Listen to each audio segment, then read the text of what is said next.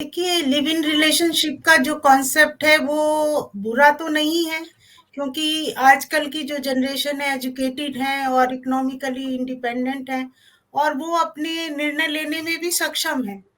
और ये इस केस में भी आपने देखा कि उस लड़की ने 1919 में ही बता दिया था कि मेरा उससे रिलेशन है, लेकिन फादर वगैरह ने शायद उसको एक्सेप्ट नहीं किया, तभी वो इस रिश्ते में बंधी। दूसरा ये था कि ये जो लोग लिव इन रिलेशनशिप में रहते हैं, मोस्टली आप देखेंगे कि वो शादी के बंधनों में बंधना ही नहीं चाहते, क्योंकि उन्हें पता है कि वहां से वो बहुत आसानी से एग्जिट भी कर सकते हैं। तो एक परमानेंट या कोई स्ट्रॉन्ग रिलेशनशिप तो हम इसको नहीं कह सकते, क्योंकि वो भी उस दायरे से, जो शादी का दायरा होता है, वो खाली दो लोगों का ही मिलन नहीं होता, पूरे परिवार के लोगों का भी मिलन होता है।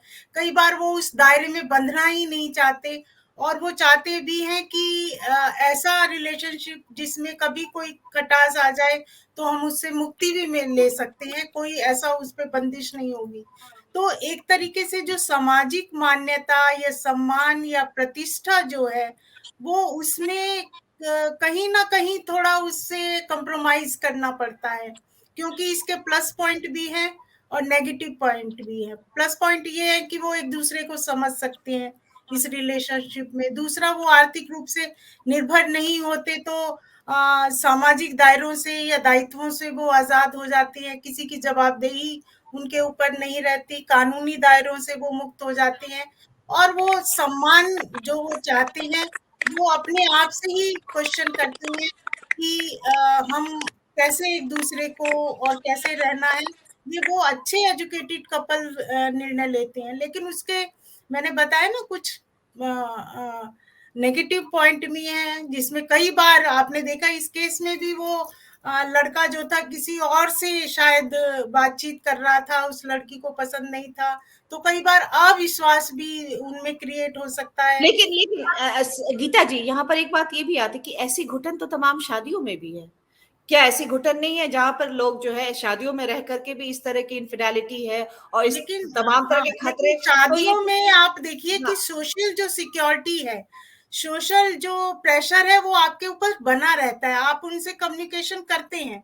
पर ऐसे रिलेशनशिप में, जो लिव इन रिलेशनशिप है, पर्टिकुलर उस जगह पर जहां से आप आए हैं या जिस दायरे में आप रह रहे हैं, वो बहुत डिस्टेंस का पीरियड हो जाता है।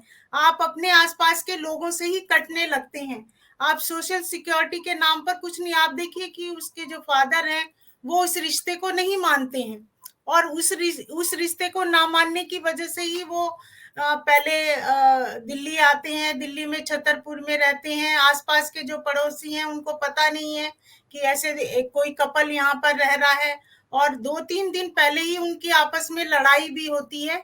तो आप देखिए कि 1919 से जो बात शुरू हुई, वो उनके जो पारिवारिक संबंध थे उसमें कहीं ना कहीं उनका कम्युनिकेशन नहीं था, ना पेरेंट्स से, ना ही अपने फ्रेंड सर्कल से।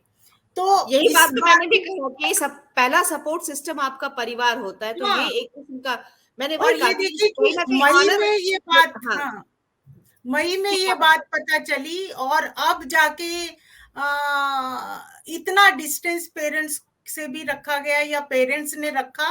तो ये हमारा जो एक सिस्टम है सोशल, उसमें कहीं ना कहीं मुझे लगता है कि जो बदलाव आ रहा है, चाहे वो मीडिया की वजह से, चाहे वो वेब सीरीज की वजह से, चाहे वो हमारी जो एक जीने की अलग तरह की कला है, उससे बदलाव तो आ ही रहा है कि हम आसपास हालांकि के दायरे आपने में अपने आपने आप को। गीता जी, आपने सही बात याद दिलाया है। इस मर्डर में भी जो बॉडी डिस्पोज करने का जो तरीका है उस लड़के को, उसकी प्रेरणा एक वेब सीरीज से ही मिली है हाँ, कि किस तरह वही से मैं कह डिस्पोज रही हूँ ना करना है। कि आप जो वेब सीरीज में परोस रहे हो, उससे वो कितनी चीजें ग्रैब करता है कि हम, अब आप देखिए ना कि शादी का एक अलग ही वो होता है दायित्व। उससे पहले ही आप उन चीजों को पहले ही रोल प्ले कर चुके होते हैं, तो शादी तो एक नाम मात्र की रह जाती है, या शादी तो है ही नहीं। शादी की जो एक प्योरिटी है वो यहाँ पर दिखाई नहीं देती है। और दूसरा ये है कि जब हम, अब मई से लेके आप देखिए कि नवंबर तक पेरेंट्स का जो डिस्टेंस था वो 6 महीने का है। तो आपने 6 महीने तक कभी भी बच्चों से बात नहीं की, तो आपको लगा नहीं कि उनके साथ कुछ हो गया होगा? वो या तो किसी कांटेक्ट पर्सन, या कांटेक्ट पर्सन दोस्त था, या फिर इंस्टा और इन सब हाँ, के साथ वो देख रहे थे कि अपडेट नहीं आ रहा है, तो वो उसके अपडेट से हुँ। देख रहे थे कि मतलब हाँ, जब बहुत दिनों से अपडेट नहीं देखा तो उनकी चिंता बढ़नी शुरू हुई।